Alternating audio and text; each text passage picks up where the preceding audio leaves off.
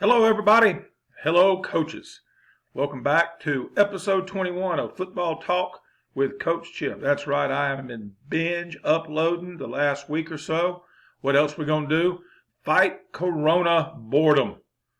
Done a ton of work in the garden. Whew. And it's like a Soviet gulag over here. Been getting a lot of running in, getting a lot of football in, making some videos, some teaching videos for my players. And if you may notice, I told you last week I was going to be having a gear change. And I have accepted, and most friends know this, I've accepted the OC position at Manchester, Georgia, which is just over the mountain from Pine Mountain where I live here in Georgia. And I'll be the OC for the Manchester Blue Devils. We're real excited about it. At the same time, saddened we'll be leaving Lynette after 11 years. So this is not going in the waste basket. It's going on the trophy case, on the mantle. And so after 11 years, 7 state championships, 2 in track, 2 in football, and 3 in basketball, being the strength coach and offensive coordinator for most of that time, and O-line coach and quarterback coach and baseball coach for a time. One spring, even a basketball coach while we were in between basketball coaches. It's goodbye, Lynette. Hello, Manchester. And time to start double dipping for this old guy. And the change got me to thinking about things and people making comments, nice comments about my age. And I'm not that old. Tell you what, I'm very old for an athlete, kind of in between maybe for a coach. And I'm very young for a politician. So when you think about it, I mean, we got right now there's, 3 guys, or it was 3, I think Bernie's history, 3 guys for president, and all of them are closer to 80 than I am 50. So what I want to talk to you about today is tips for a long coaching career. I don't have all the answers. I can promise you that. But what I do have is a lot of experience, okay? And we got our 3 sponsors. We got a 3rd sponsor today here at the top, Tammy Pierce Real Estate. She's the best realtor in all of Georgia. Absolutely the best in Pine Mountain and Harris County, but something good right there. And she's part of the reason why I was at Lynette. Not because I bought a house from her, because I married her. And that's why I know she's the best real estate agent in all of Georgia. And then our friends over at Johnny's New York Style Pizza in West Point, Georgia. Stop by and get you some. It's all homemade, folks. And the Johnny Buckets podcast with Thrift Behringer. Okay? Available wherever you get podcasts. All right. How can you have a 35-year coaching career? Well, one thing, you got to really try. I mean, nobody ever slipped up. Now, you may have slipped into the career. The guy that won all the games at De La Salle, I think he was kind of an accidental coach to begin with when he became an assistant, and then they flung the head job on him. But he had to make great effort and do a lot of things to become the success that he became. I'm not even going to try to say his name, Lavaseur, something like that.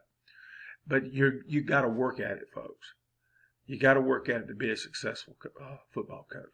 First thing, check your pride at the door. Okay, accept the fact it's not all about you, it's about the kids. And also, if you are not the head coach, it is your job to make the head coach look good. I figured that out a long time ago. Because if he looks good, the whole program, the whole staff looks good. The team looks good. And it's not about you.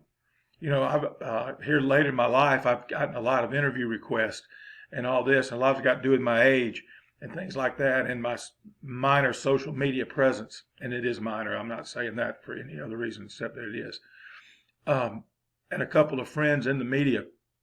So I've gotten a lot of interview requests, which led to more and more and more and more. But I always ask the boss, hey, I've got this interview request, or hey, they want to do this story on this, and they want to look at it from this angle. Are you okay with it? Because my job is to make him look good. Now, when it comes to that, fortunately, I work for a head coach that much prefer his assistants or his players get interviewed than him. He just wants to work and win football games. But it's not about you. Okay? Now, if you're going into it to be the big man on campus, and walk around the school wearing your shorts and your coach's T-shirt and have your whistle around your neck, then this is not for you. Okay? You need to find something else to do. All right? It's not about you. Okay? It's not about you being the big man on campus. All right? Another point to have a long coaching career. And notice I'm not saying long and successful. Success is a relative term. To be available. You're not too good to make a coffee run. You're not too good to go get donuts for the coaches, especially you young coaches. You're not too good to sweep, mop, or clean a toilet. The last day at Lynette, before they called off, I was going to work up until this past Friday, and yesterday was supposed to be my first day at Manchester, but Corona had other ideas. But it was last Monday. This was the last day I was there. I was cleaning.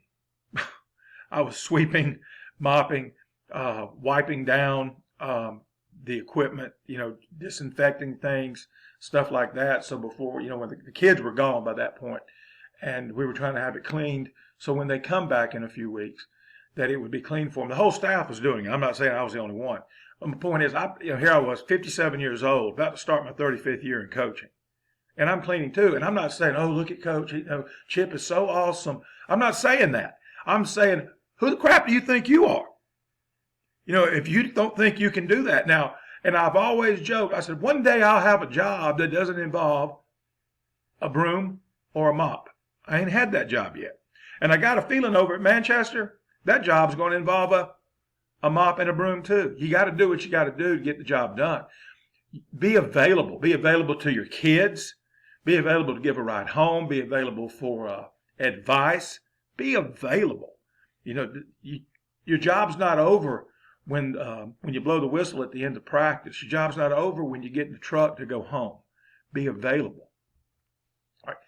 A little more coaching here. Learn the rules of the game. I was a rule nerd when I first started, and what I've got here, the first bullet, keep a current copy of the National Federation of High Schools rule book in the coach's restroom. I'm not joking. It's funny, but I'm not joking. I've had this be my 10th job, and don't think I've moved around that much, because 3 of those jobs, I was one place for 10, another Lynette for 11, another place for 5, and so there's 26 years of my 35 right there in 3 places. But there were some other ones that were pretty quick. That were coffee breaks. All right, get a current copy of the National Federation of High School Rule Book in the coach's restroom, and tell the coaches to read it.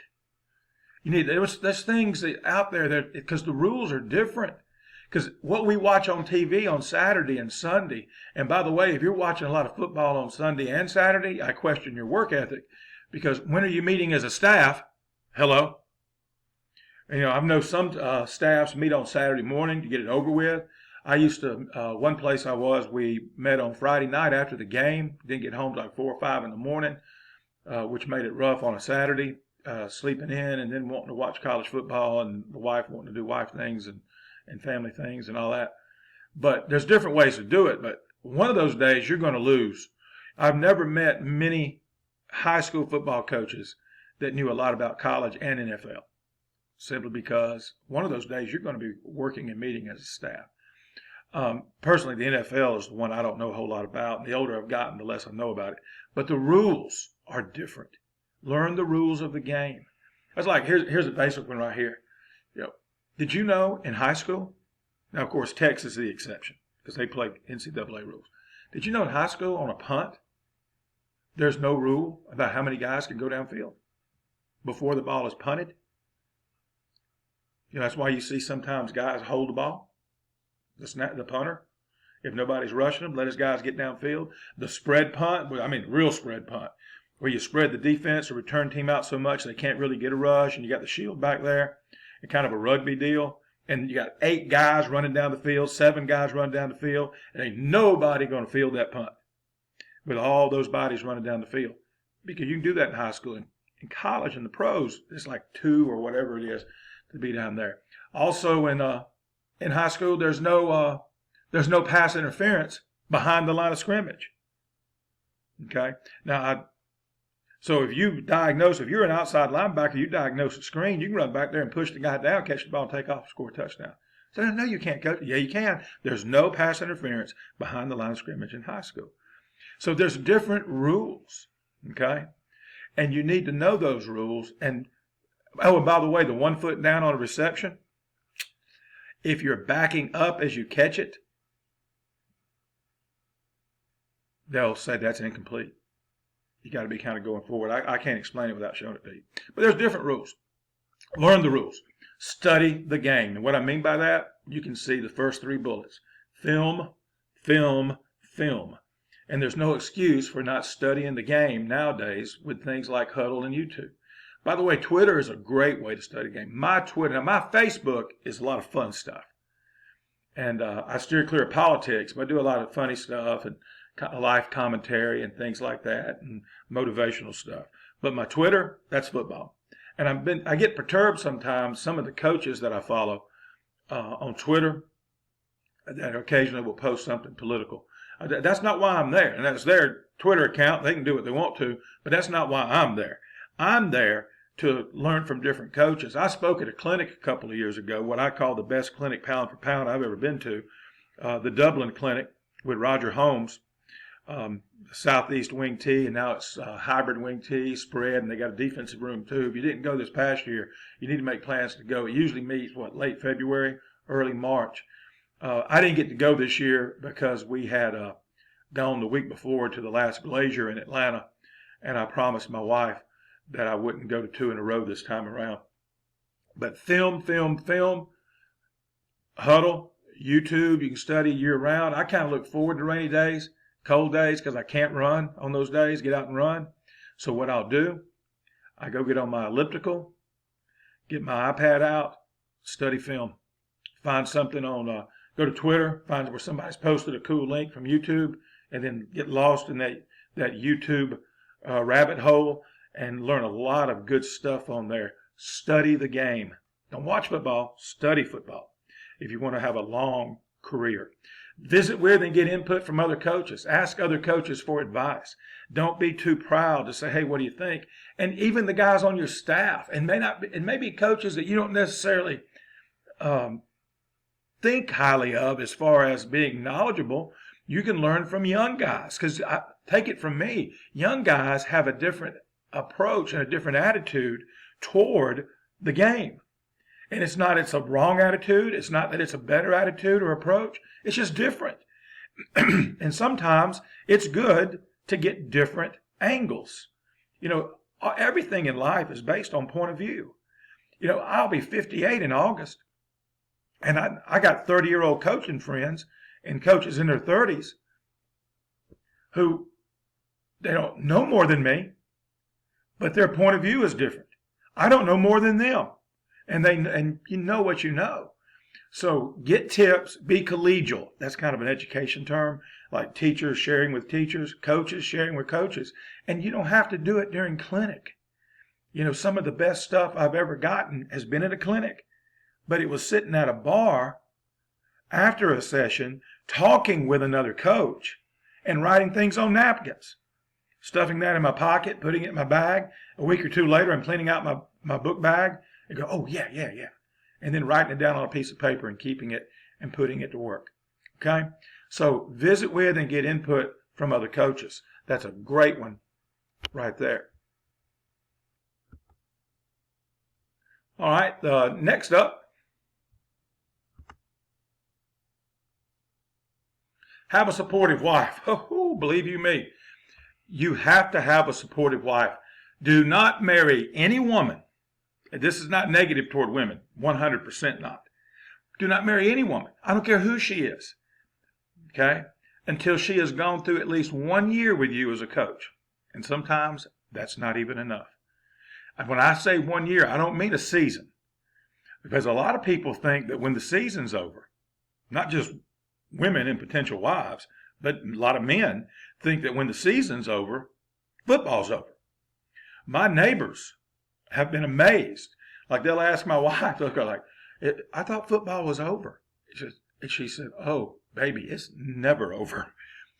What I mean by that is season, off season, which to me is like January, February, weightlifting. Clinic season, which overlaps with the off season.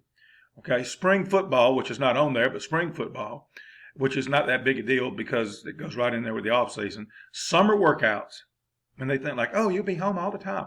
All right, and then preseason, which is, August. and which used to be a big chore because we'd do 2-a-days and 3-a-days back when I first started. Now with almost year-round football and preparation, the 2-a-days have gone the way of the dodo bird. And it's not negative toward women when I say that. I had a friend, I have a friend who is a family counselor through an interfaith council. And he called me a few years ago asking for advice, not for his marriage, but a coach was going through some hard times. And he didn't reveal any secrets or anything. He's a counselor. He didn't reveal anybody's name. I don't even know who he was talking about. He lives 140 miles from me, and I didn't have a clue. I didn't ask.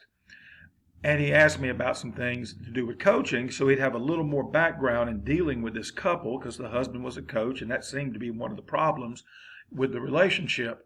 And one of the things that was said, he said, when you met me, I was a coach.